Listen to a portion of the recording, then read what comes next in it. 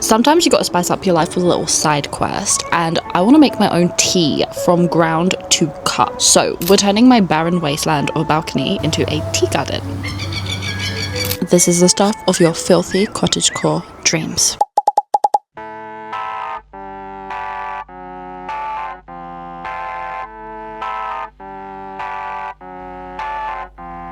Prep and plan. There is not much I do for my inner child, mostly because childhood me was a neurotic little freak.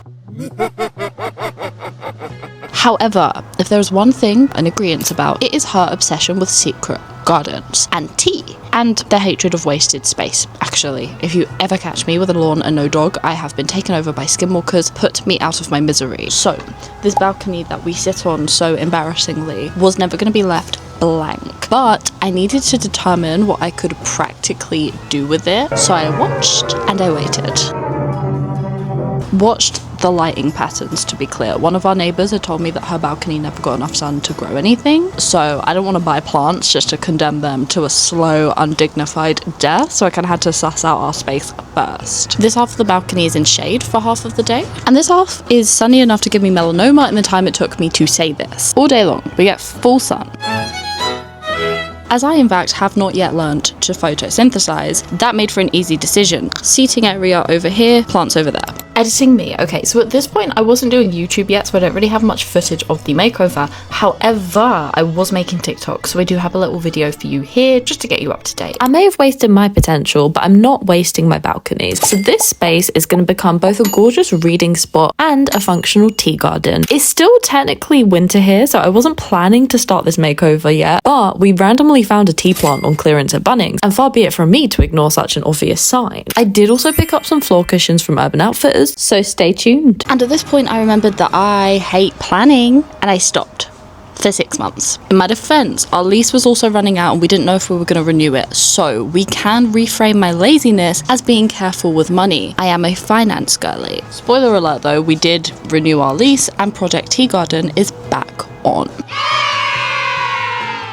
To stop myself spiraling into indecision paralysis, I worked backwards from the questions, what tea do I like to drink? And what do I need to make those teas? So I needed a tea plant, duh. I actually found a sickly one for $12 at Bunnings months ago, so this one was covered already. Jasmine, which was a request from my boyfriend, he gets one of those annually. Chamomile, because I'm not a filthy animal. And hibiscus, which is my favourite tea and also a very pretty plant. At this point, I was a bit cocky. With a quarter of my list already acquired, I thought this would be easy. I was patting myself on the back for the restraint. Ha! Ha ha. But with a plan now loosely in place, I turned to execution.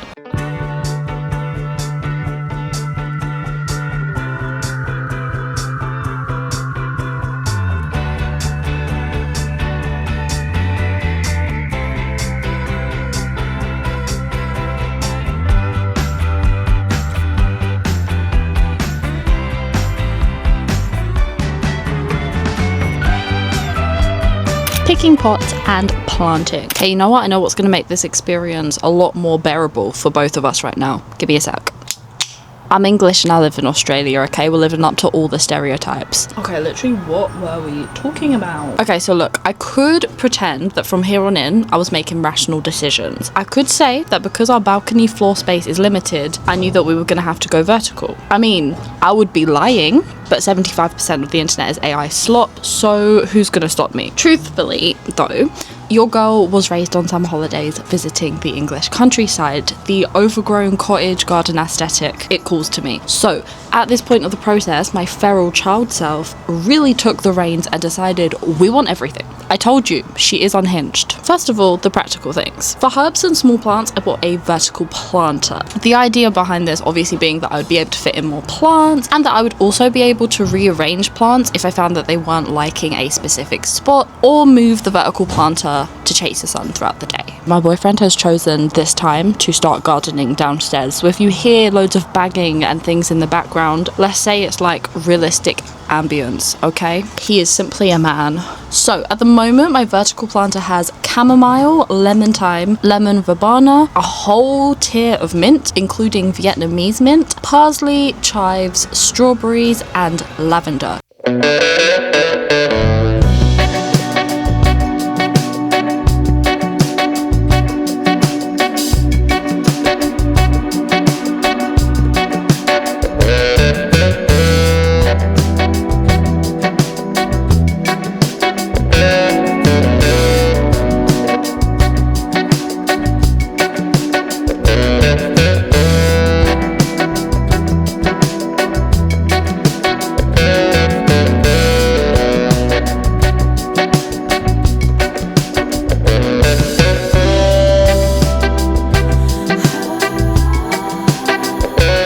So it's been about a month and a half so far, and all of my plants are thriving here, minus the lavender. It's just not getting enough sun. At some point I will have to move it, but like, it's not dying. Priorities, you know. I don't move the planter at all throughout the day because I'm lazy and I couldn't get it to balance on the wheels, but it doesn't really seem to need it. That being said, I do rotate it on days that start with T. That's not a weird niche joke, by the way. It's just literally the only way that I remember to regularly rotate them. Now, in this big pot here, I have 2 jasmines, which I will eventually encourage to grow across the fence. PSA though, if you are getting jasmine, in Australia at least, there's another plant, coincidentally a toxic one, that also gets labeled as jasmine. So it's decorative only, and like, don't make tea with that. So if you are buying jasmine plants for like edible things, you need to make sure that you are buying jasmine sambac. I thought changing my seating position would help. It turns out regardless of how I sit, I am still me and I am still awkward.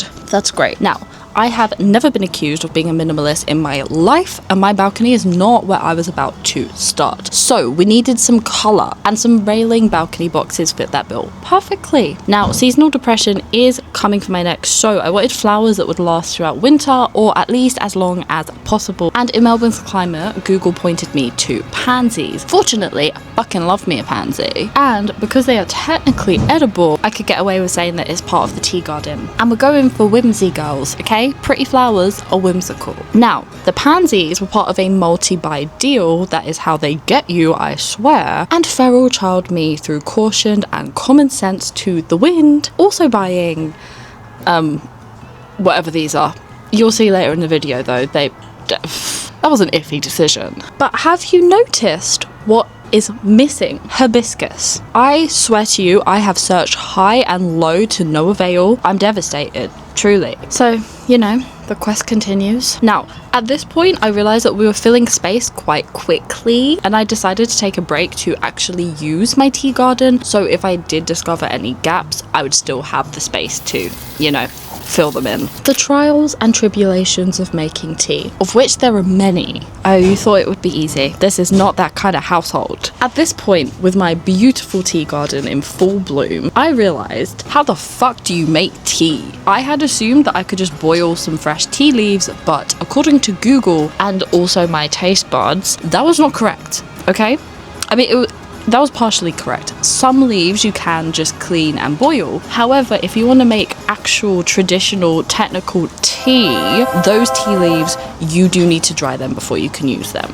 So, how does one dry tea leaves? I still don't know, okay? I have not got to that part in my process yet. From my online searching, the easiest way seemed to be a dehydrator, which I did not have, and I still do not have. I'm gonna order one, okay?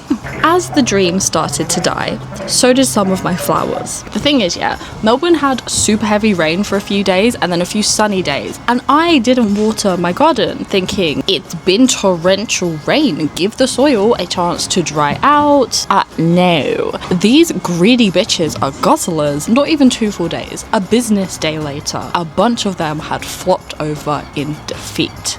In a panic, I cut them all back and watered them, thinking maybe they were just too leggy, got a bit too big. Like, I cannot overemphasize to you how much it rained and how little I truly believed that they didn't have enough water. So, cut them all down. And I discovered 2 things. 1, the petunias, I had to Google to find out what they were. I don't look at the label. That's on me. They were dead and gone, which is normal because they're annuals and it's autumn. So, rest in peace. That being said, I'm just going to remove them in favour of probably more pansies. I fucking love pansies. And number 2, the pansies, which were fine by the way, just a little bit dramatic, aren't we all? The pansies had started going to seed. This has its pros and cons, I learned. So the pros, super exciting for me because it gave me a chance to store some pansy seeds. My babies. The con, however, is that if the plant is pushing energy into producing seeds, it's not putting energy into producing more blooms. And in our climate, pansies are perennials, so I actually don't need a ton of seeds because as long as I don't fuck it up, they should just last until next year. Still, this ended up being kind of a blessing in disguise because it gave me an opportunity to deadhead the forming seed pods and hopefully keep my pansies blooming a little bit longer. And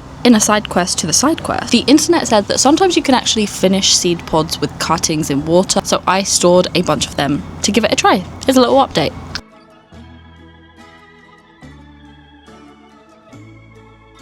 got beer down myself.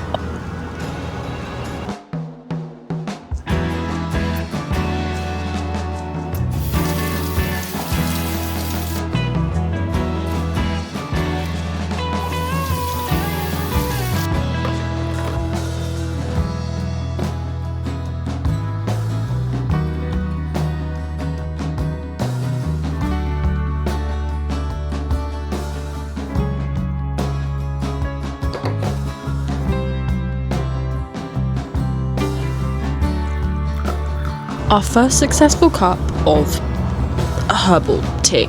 After all the anticipation, the build-up, the many trips to various garden centres, the day was here. My first cup of tea. Well, kind of.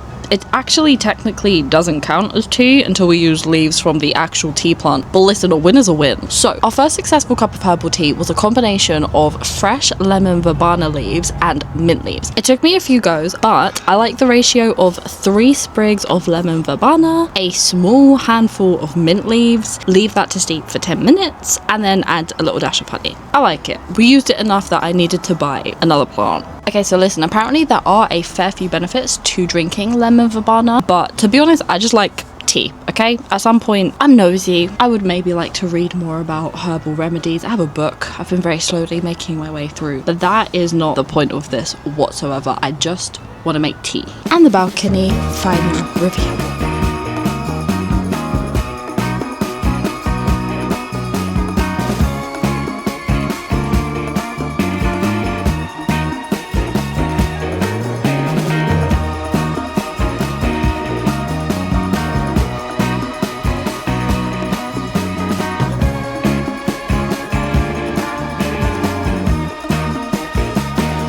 There are some additional cosmetic changes that have been made. So I wanted to cover the aircon unit a little bit, so I bought some planters with trellises to sit in front. Did I measure them incorrectly? Yes. Are they too small? Honestly, kind of yes. It is what it is. And we have some passion fruits growing in those. Initially, this project started as just, you know, a fun, silly little thing to bring some whimsy into my life after. But I fear it became the foundation of something a lot more practical. That is for another day though. If you made it this far, thank you for hanging out with me and welcome to my second channel. Woo. Don't worry, if you're here from the main one though, nothing is changing over there, like literally at all. This is just a second space for aimless creative projects really. Less tight, less thematic. We're just hanging out. And next week we're making zines to stay off screens. And later this month I am making a mini cat apartment in my craft room. So subscribe, stay tuned, do all the engagement things. Thanks for hanging out with me. Okay, for both of our sakes. Bye. Just to clarify, this is a Bunnings hat and I am wearing pajamas. I'm under no illusions that this is a look. What an embarrassing way to find out that you have a lisp.